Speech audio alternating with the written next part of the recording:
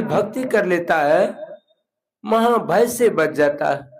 मनुष्य शरीर के अलावा कोई शरीर में नहीं जाता है।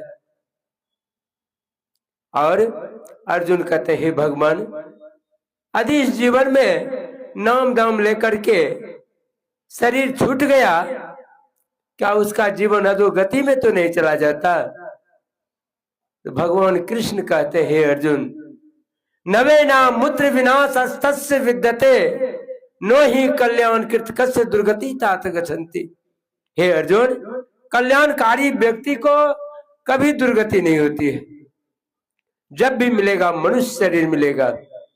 जो जीवन में थोड़ा सा भी भक्ति कर लिया है अन्य जोनि में नहीं जाएगा। जब भी मिलेगा मनुष्य शरीर मिलेगा। इसलिए गीता में भगवान कृष्ण कहते हैं, हे अर्जुन, देहि नित्यम बद्यो अहं देहे सर्वस्य भारत तस्मात् सर्वाणि भूतानि न तुम सृष्टि महर्षि। हे अर्जुन, बहुत से जन्मों में शरीर में यह जीव गया है, लेकिन यदि मनुष्य शरीर पाकर के ऐसे संत सदगुरु के शरण में जाकर के यदि भक्ति करना प्रारंभ किया, हे अर्जुन, अन्य जोनि में नहीं जाएगा। भक्ति बीज बिनसई नहीं, जो जुग जाए अनंत, ऊंच नीच घर जन्म लेते हो संत के संग। भक्ति का संस्कार नहीं घटता है। जब भी जन्म होगा मनुष्य शरीर मिलेगा।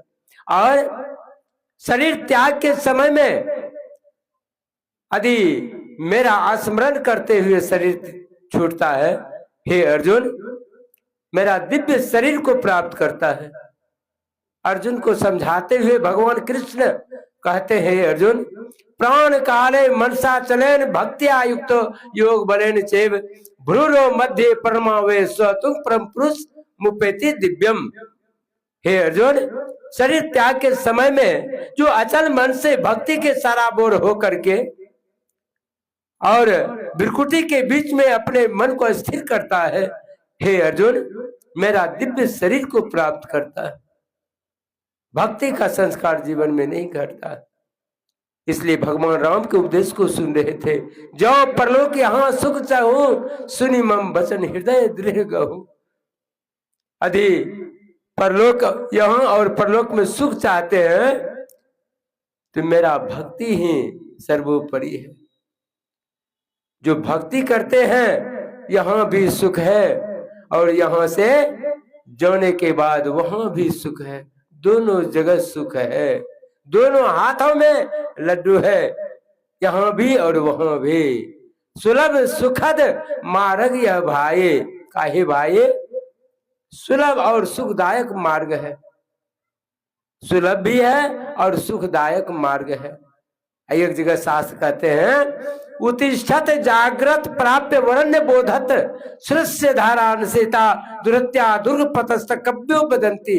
हे विद्याग्रस्त लोगो, उठो, अज्ञान निद्रा से जागो और श्रेष्ठ पुरुषों के समीप जाकर के ज्ञान प्राप्त करो।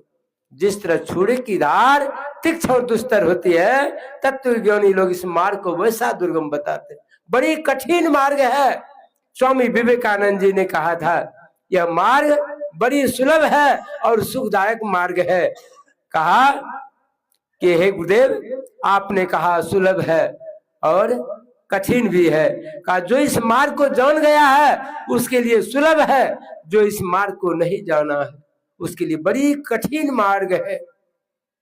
इसलिए अंतिम कड़ी में कहा, और रहूं एक गुप्त मत सब ही करहूं करी जोरे शंकर भजन बिना नर पावहि भक्ति। कौन सा गुप्त मत है? हमारे शिव भक्त सब कहते हैं कि शंकर भजन। शंकर भजन के संबंध में कहते हैं मेरा शिव जी के भक्ति के बिना पूरा नहीं होगा। लेकिन यहाँ शंकर कर का अर्थ होता है किरण, जो दोनों दृष्टि के संग करते हैं, दोनों दृष्टि के धाराओं को जोड़ने की विद्या को जानता है, वही शंकर भजन हुआ। भगवान शिव जी ने माता पार्वती को उपदेश देते हैं, देवी सिरह कपाले रुद्राक्षं विवरण चिंतित यदा तथा ज्योति प्रकाशयः स्याद विद्युत पुंज संप्रवाह एतत् चिंतन मात्रण पापानां संक्षयो भवेत् दुराचारो अपि पुरुषो लभते परमं पदम।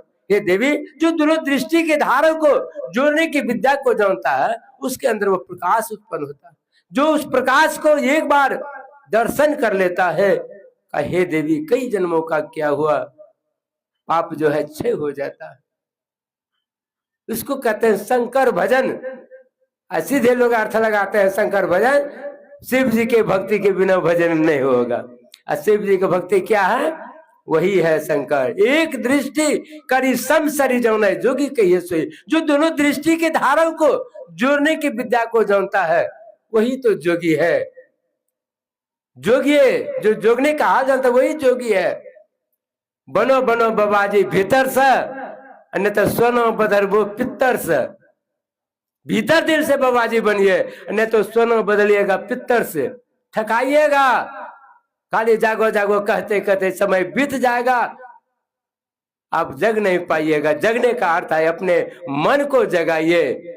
साधु होना चाहिए पक्का है कि खेल, कच्चा सरसों पेरी के खरी भयान तेल। कच्चा सरसों पेरिएगा ना, न खरी निकलेगा न तेल निकलेगा, वैसे धुआं उड़ जाएगा। ठीक उसी तरह से साधु बनी पक्का अपने जीवन को समर्पण भाव से भक्ति कीजिए, तब भक्ति होगा। आपका समय मैंने बहुत ले लिया, पूजा बाबा से सुनेंगे। बोलिए प्रेम से श्री सद्गुरु महाराज की जय।